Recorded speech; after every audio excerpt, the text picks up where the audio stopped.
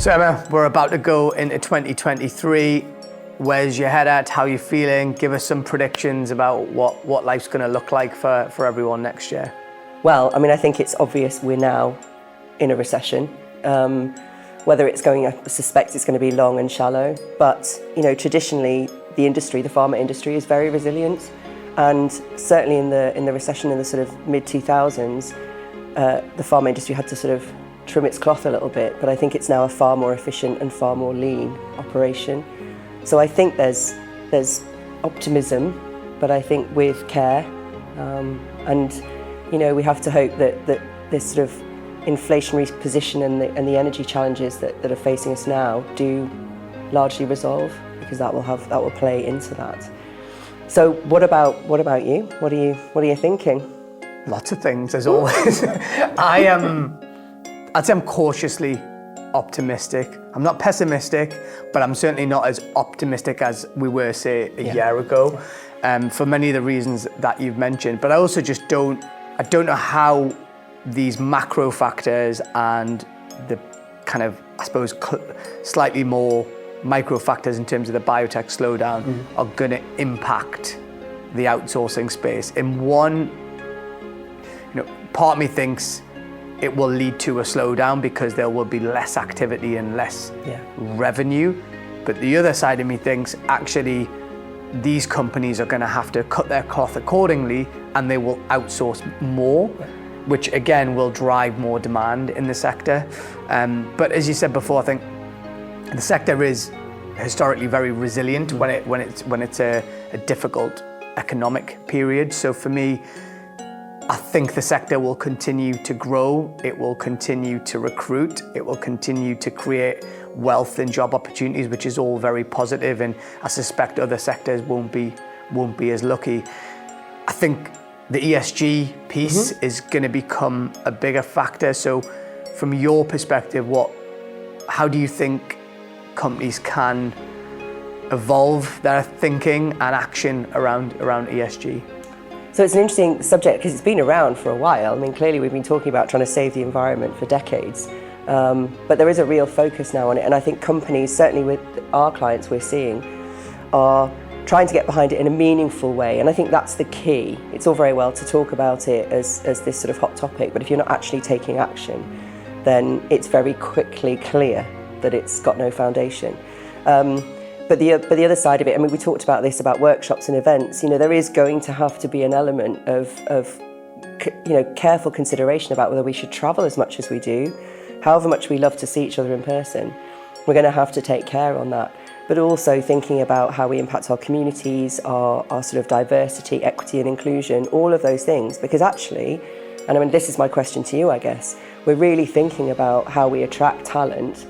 And often those people in particular generations are looking for true purpose from businesses beyond profit. Yeah. So just interestingly, from a marketing point of view, where do you think that's going to leave us in 2023? Yeah, I mean, one of the themes from Molecule to Market over the last 2 years has been, one of the learnings for me has been the concept of diverse teams definitely lead to better business outcomes. And so for many of our clients, and I think one of the big trends we're going to see this year is, I think companies investing more in being seen an employer of choice and employer engagement, because they don't want to lose talent and they want to attract the right type of talent. And a subset of that is the diversity piece of actually attracting not necessarily what we've already got, but a different talent pool that will ultimately lead to a more diverse workforce and better outcomes.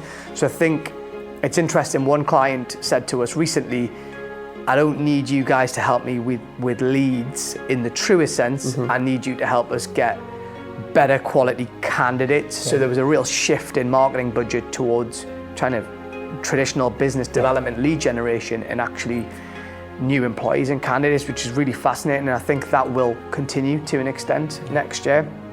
And I think one of the biggest challenges in a down period, if you look at the 2 years that we've had and some of the considerations I think heads of marketing and those budget holders for marketing are going to have to think about, is we've had almost a year of digital in 2020 or into 2021, followed by a resurgence of in-person events. And I think one of the hard decisions that people are going to have to think about is if budgets get a bit tighter in 2023, which is not out of the question because of all the macro factors we've talked about, where do they decide to spend that money? You know, because it's COVID and the impact of the pandemic forced people down the route of digital, but now there's a choice. So there's a hard choice to make. Do you continue to spend money on digital, or do you continue to spend lots of money on events?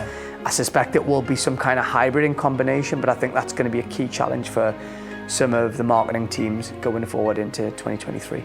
Yeah, it's a big one. So you talked about employee experience as being really important for clients, but what about some of the other elements of experience and any other sort of marketing trends you think we're going to see in 2023?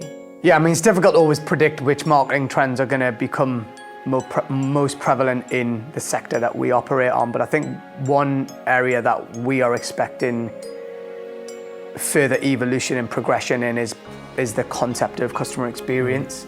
But in a slightly broader sense, I think when you think about customer experience, you think about it from purely the perspective of your existing clients.